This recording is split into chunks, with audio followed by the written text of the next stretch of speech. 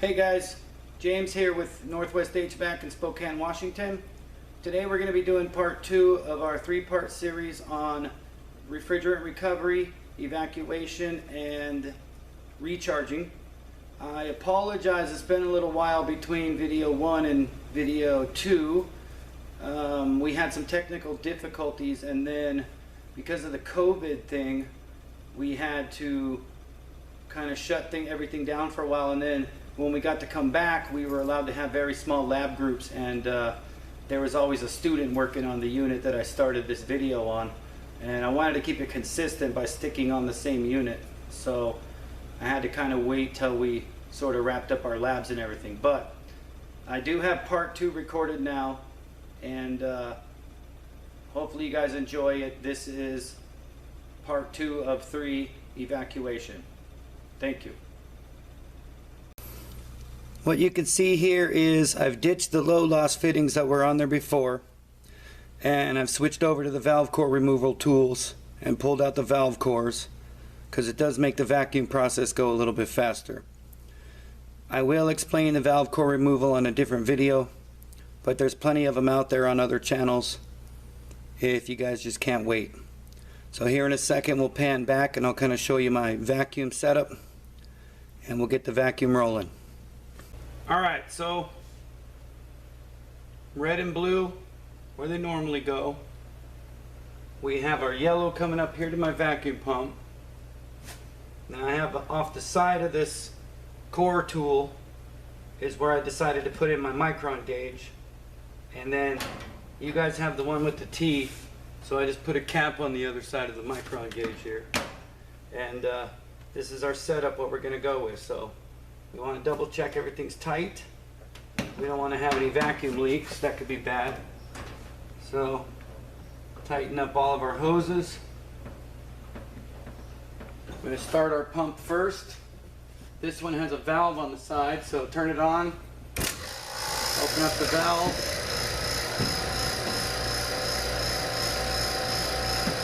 Turn on my micron gauge. It's not going to read right now because of how I have it set up. But as soon as we open these up, last thing you want to do is open up your system. And you'll get that beautiful sound. There we go.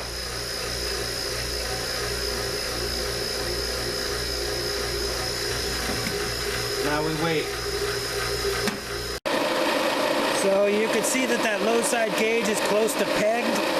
Not quite at 30 inches of mercury, but it's close. But my micron gauge still isn't reading yet. So we got to let it get lower before it'll start reading.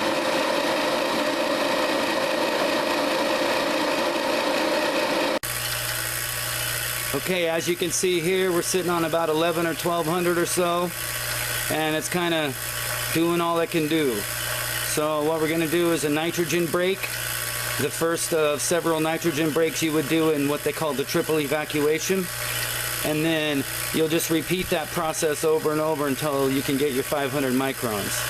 So if you give me a minute, we'll pan back and I'll show you how to set the nitrogen up and kind of do that first nitrogen break on the triple evacuation. Okay, so we got our nitrogen, we got our 1200 or so microns.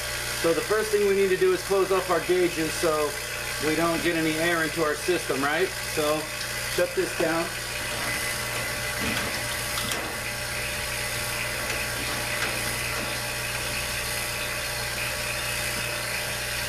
Now, once that's shut, we can turn off our vacuum pump with no issues.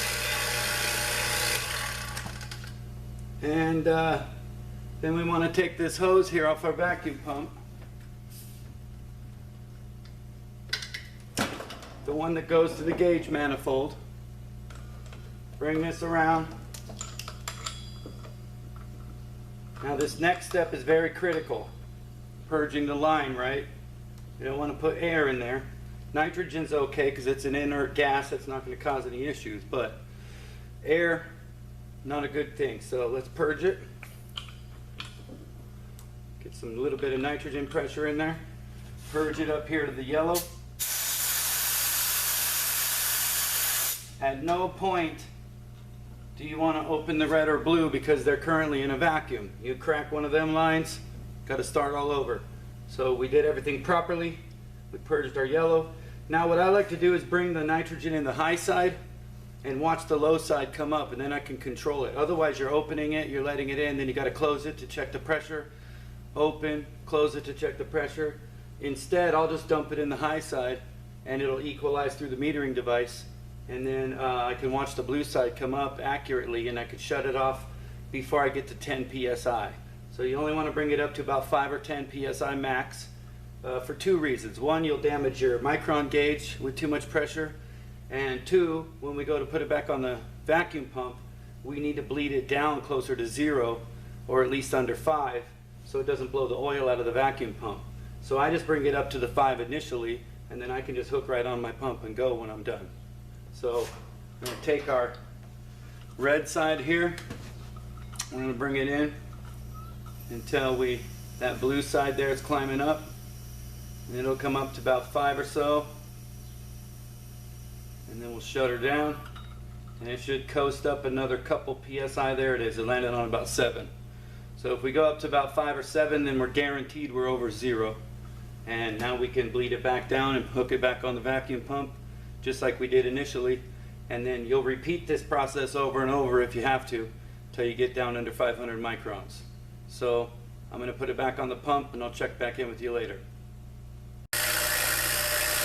Okay, so now you see we're under our 500 microns that we're trying to get to. It's bouncing around a little bit, but that concludes our pulling a vacuum portion. Now on our next video, we're going to go through the charging process from this 500 microns, weighing in the charge properly and going through all the right steps.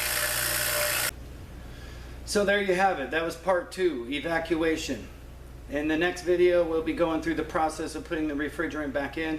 Now I know I did some special stuff down there with that valve core tool, and I will do another video down the road that shows how to remove those cores and use that tool and kind of put the micron gauge out the side like I had it.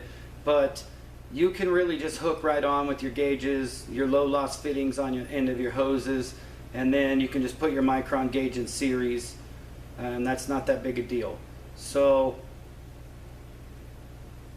everything worked out. Notice we still had the cardboard on top of the unit to protect it, and we went through all the necessary steps with the nitrogen brake and all of that stuff that we needed to get it down to 500.